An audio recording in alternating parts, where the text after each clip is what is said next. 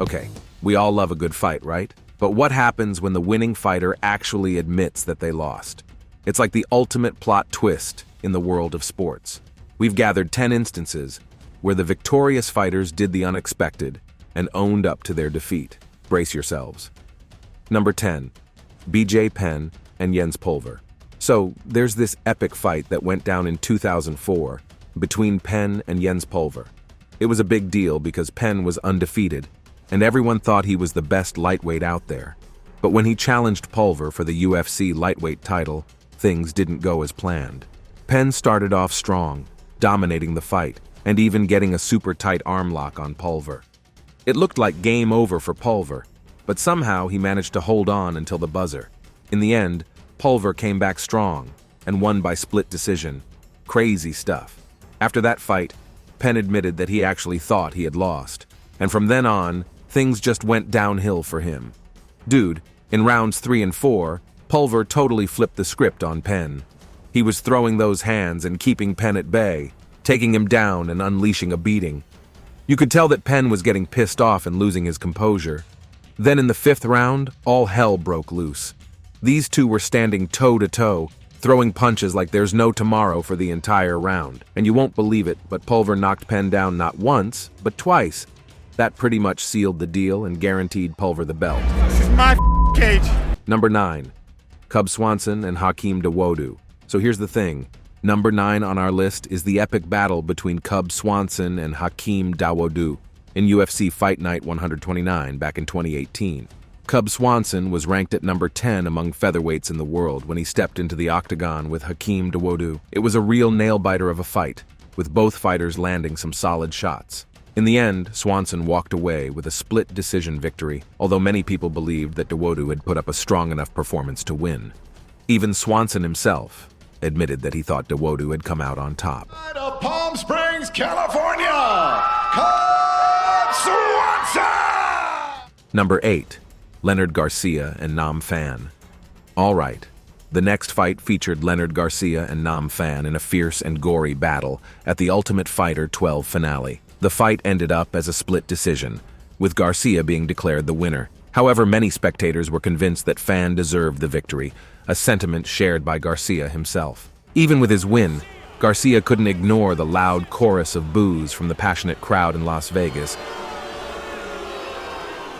who vehemently disagreed with the controversial decision. It should have been a straightforward outcome, but as evidenced by fighters like Tyson Griffin and Evan Dunham can attest to after their bouts with Phan, once the judges are involved, anything can happen, and usually does. While 2 judges scored the fight 29-28 in favor of Garcia, one lone judge gave all 3 rounds to Phan with a score of 30-27. Number 7. Andre Fili versus Brandon Sharp. All right, let's talk about the matchup 7 between Andre Fili versus Brandon Sharp. So there's this old school legend named Andre Arlovski. When he made his way back to the UFC, there wasn't a whole lot of buzz around it. People were wondering why they even signed him in the first place, Floyd Mayweather Jr. and McGregor's, since he was an older version of himself. In 2014, he had a chance to change everyone's opinions, but the fight was pretty sloppy, to be honest. After the bell rang and it went to a split decision, Andre looked extremely disappointed with his performance. He didn't raise his arms in celebration, and when they announced the final decision, he didn't even seem like he wanted to be awarded the win. I lost so much. I can't even talk about it, man. He just slightly shook his head and said, well, that all just sucked. But here's where things get crazy. Brenda went backstage to find him and apologize for the decision. She even offered to pay him because she didn't think he won the fight. Can you believe it? Andre was upset about the whole thing and just wanted to apologize as well. It must have been a big letdown for him, considering it was his big chance at a comeback. Number 6. Jan Blachowicz and Magomed Ankalaev. So the number 6 is the epic battle in UFC 282 between Jan Blachowicz and Magomed Ankalaev. Blachowicz, the reigning light heavyweight champ, was the underdog in the fight. But guess what? He won that match fair and square, taking home the victory by unanimous decision. Here's the thing though, a lot of folks out there believed Ankalaev should have been crowned as the winner. Even Blachowicz himself admitted he thought he might have lost. I don't feel that I'm a winner, you know? But I need to watch the fight. Maybe we can do it the rematch and that's it. It got real tense during his interview with Joe Rogan when he was pushed to give his thoughts on Ankalaev's performance. And you know what? In a surprising move, Blachowicz took to Twitter later on to say he didn't really think he won or lost that bout. Number 5. Floyd Mayweather Jr. and McGregor's. All right, let's take a look at number 5. The match between Floyd Mayweather Jr. and McGregor's. This loss would definitely be at the top of our list if it was solely based on the number of people who witnessed it. When McGregor fought Floyd Mayweather Jr. in 2017, there were a whopping 4.3 million viewers on pay-per-view, and even more who watched illegally. Almost everyone, except those who took ill-timed bathroom breaks, witnessed McGregor succumb to Mayweather's punches in the 10th round. McGregor's unwavering self-confidence and knockout power made things mildly interesting. But let's face it, he was going up against one of the greatest boxers in history in his very first professional boxing match. A Mayweather victory was practically guaranteed. Moreover, McGregor actually benefited from this defeat. Not only did he earn his biggest career payday by far, but the fight also propelled him to unimaginable levels of superstardom. Number 4. Ilima-Lei Macfarlane and Kana Watanabe. Let's talk about the women's side this time. We have Ilima-Lei Macfarlane facing off against Watanabe in Bellator, not UFC. Macfarlane was the undefeated Bellator flyweight world champion and defended her belt 4 times. Even though she eventually lost, she still remained one of their top fighters, especially considering she hails from Hawaii.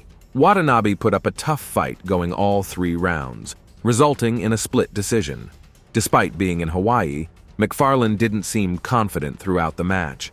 In round 3, Watanabe managed to take Macfarlane down twice, once through a throw, but Macfarlane quickly got back up each time.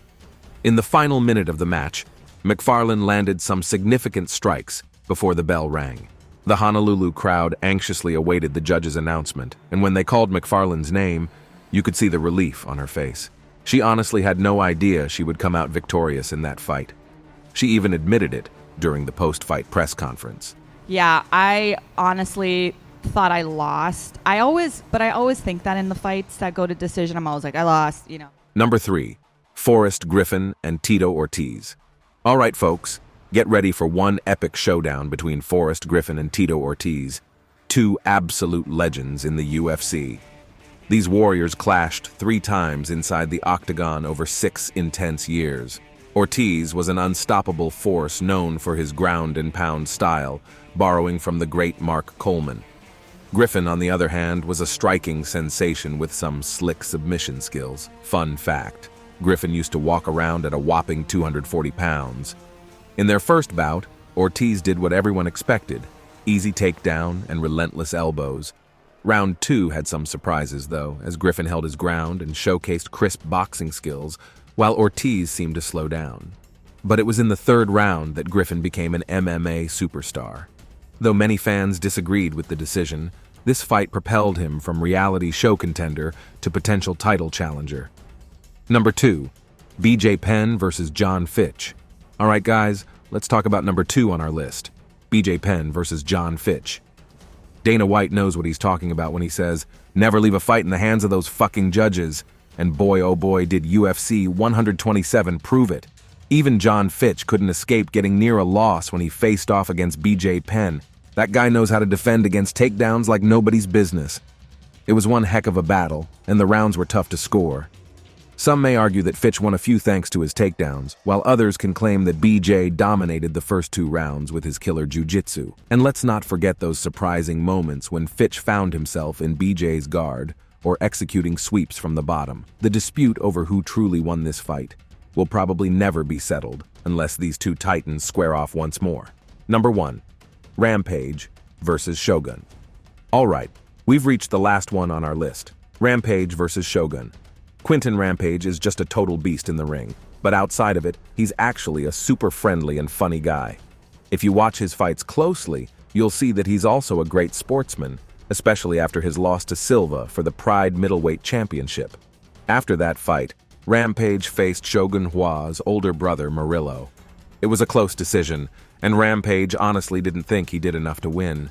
He was completely shocked when the first judge gave him the victory. Even though he got his hand raised, he immediately shook his head in disbelief.